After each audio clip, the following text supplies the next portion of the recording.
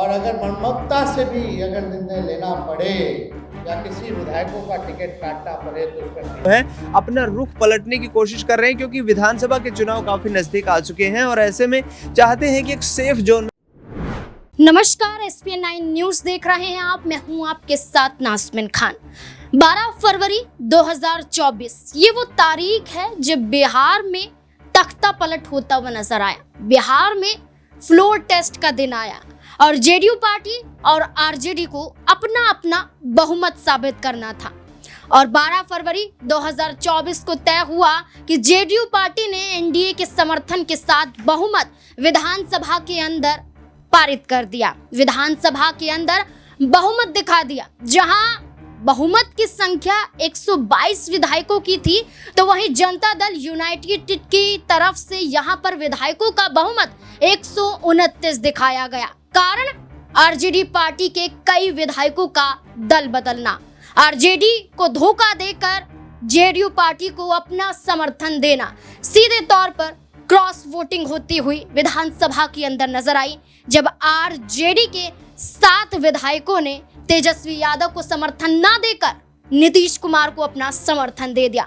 243 विधानसभा सीटों वाले बिहार में जब सदन के अंदर 122 का बहुमत करना था, तो 129 का बहुमत विधायकों का जेडीयू पार्टी ने दिखा दिया। 9वीं बार मुख्यमंत्री की शपथ लेते हुए नजर आए नीतीश कुमार। लेकिन अब विधानसभा चुनाव 2025 से पहले इन्हीं विधायकों पर एक बड़ी गाज गिरती हुई नजर आएगी। इन विधायकों में से अगर 7 विधायकों का अगर हम जिक्र करें, तो प्रमुखता से 3 से 4 नाम आगे नजर आते हैं, जो सुर्खियों में लोकसभा चुनाव के बीच में भी बने रहे।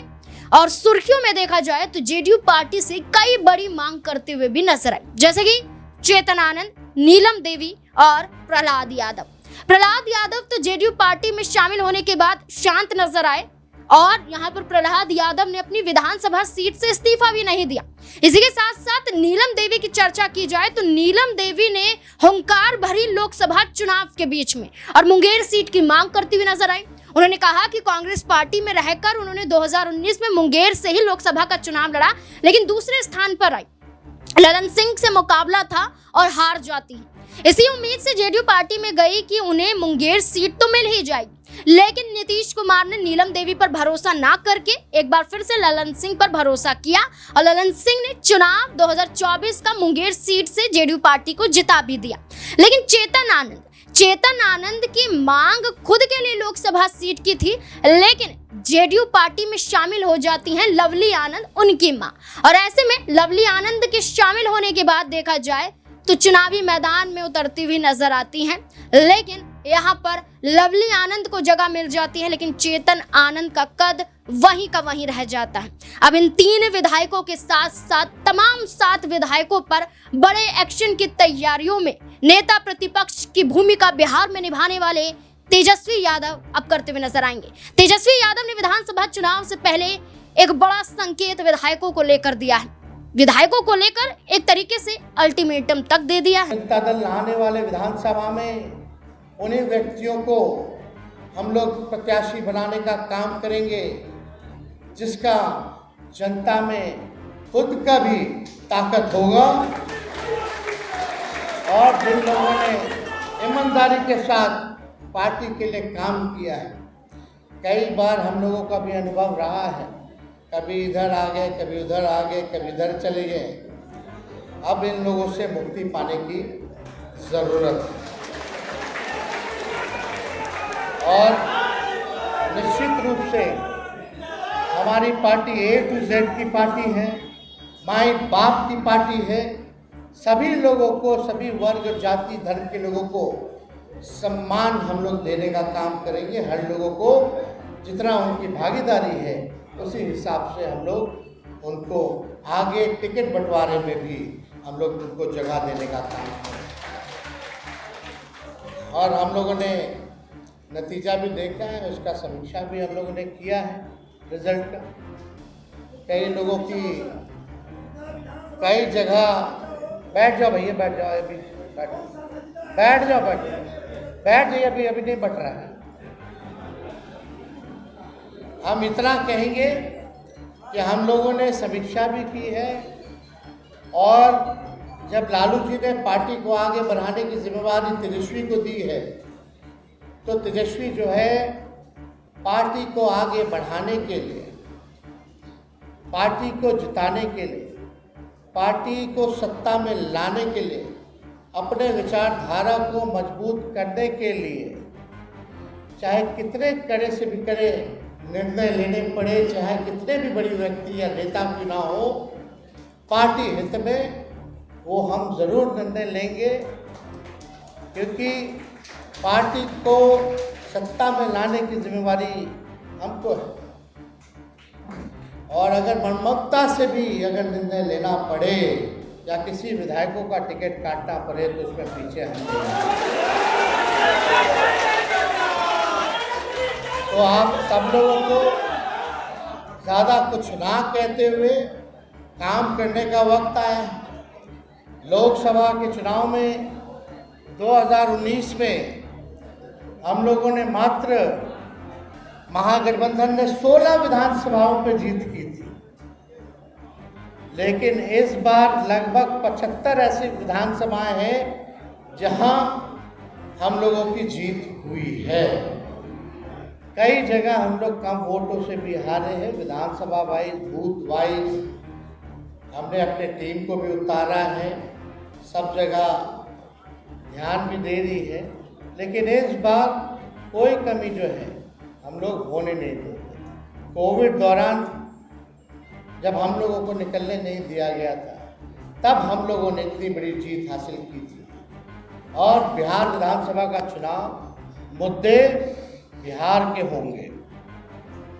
चुनाव चाहे केंद्र का होता है या विधानसभा का होता है, पार्लियामेंट का होता है, तो मुद्दे अलग होते हैं। इसलिए इस बार मुद्दे बिहार के होंगे और मुझे पूरा भरोसा है कि जब तेजस्वी ने नौकरी दिया है तो बिहार के नौजवान चाहे किसी जाति धर्म के हो, राष्ट्रीय जनता दल को वोट देने का काम करेंगे और दिलवाने का काम। तेजस्वी यादव ने यहाँ पर न सिर्फ विधायकों को लेकर ये कहा है कि सुधर जाइए, बल्कि ये भी कहा है कि कड़े फैसले लेने पड़ जाए, मजबूरन अपनी ही पार्टी के विधायकों के खिलाफ उतरना पड़ जाए तो उसमें हम पीछे नहीं हटेंगे।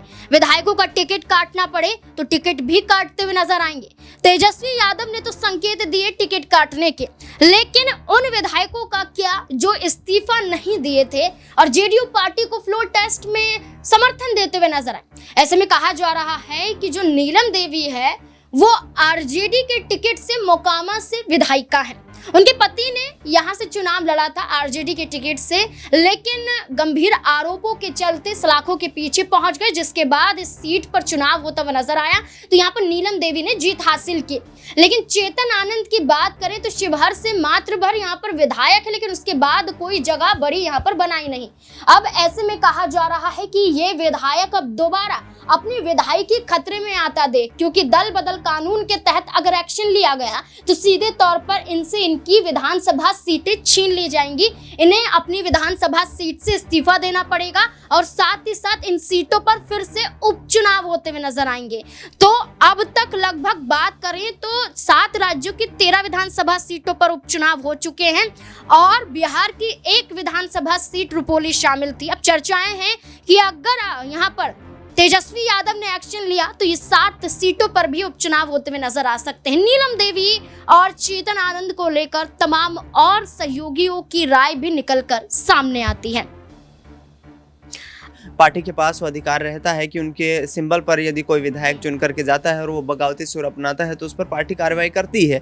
लेकिन यहाँ देखा जाए तो बिहार में राजनीतिक सियासी सरगर्मियाँ जो हैं वो काफ़ी बढ़ती हुई नज़र आ रही हैं, क्योंकि ये तमाम जो बयानबाजी आ रही है नेताओं की, इनकी वजह से सरकार भी यहाँ पर कहीं ना कहीं डामाडोल होती हुई नज़र आ रही है। हमने पिछले वक्त में देखा कि यहाँ सम्राट चौधरी कई बयान देते हुए नजर आए, उसके बाद अश्विनी चौबे जो है कई बयान देते हुए नजर आए। तेजस्वी यादव लगातार घेरने का प्रयास प्रयास कर रहे हैं। तो कहीं ना कहीं नीतीश कुमार को लेकर के इस वक्त दोनों गुटों में, ये भाजपा और आरजेडी दोनों गुटों में ये असमंजस का माहौल है। एक तरफ भाजपा ही चाहती है कि अब नीतीश कुमार सीएम पद की कुर्सी को जो है छोड़ दें, लेकिन दूसरी तरफ आरजेडी चाहती है कि किसी भी तरीके से सत्ता में वापसी कर ली जाए।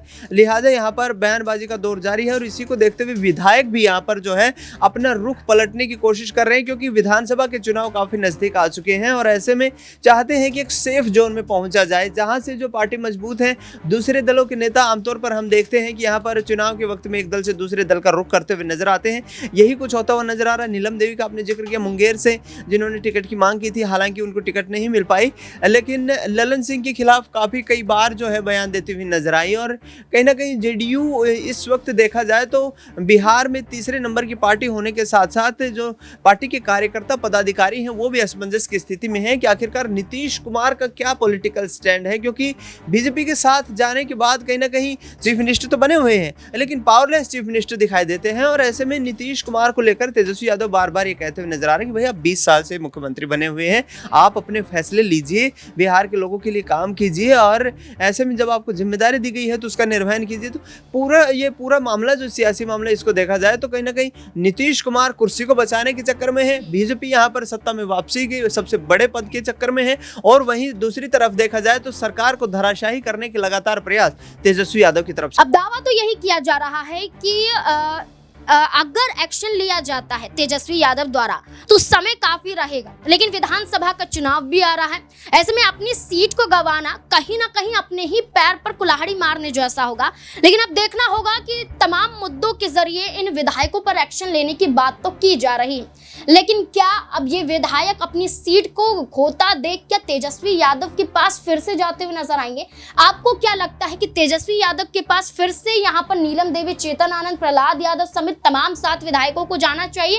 क्योंकि नीतीश कुमार खुद यहाँ पर फैसला नहीं कर पा रहे हैं कि केंद्र सरकार के सामने जो मांगे रखी हैं वो पूरी होंगी कि नहीं होंगी। अगर नहीं होंगी तो नीतीश कुमार की पार्टी खुद यहाँ पर फैसला लेने के लिए मजबूर है कि वो अब एनडीए गठबंधन से अलग हटती हुई नजर आए। जो तो ऐसे में क्या ये विधायक फैसला लेते हुए नजर आ सकते हैं? क्या लेना चाहिए? क्या है आपकी राय इस मुद्दे को लेकर? कमेंट सेक्शन में जरूर बताएं। देखते रहें SPN9 न्यूज़। धन्यवाद।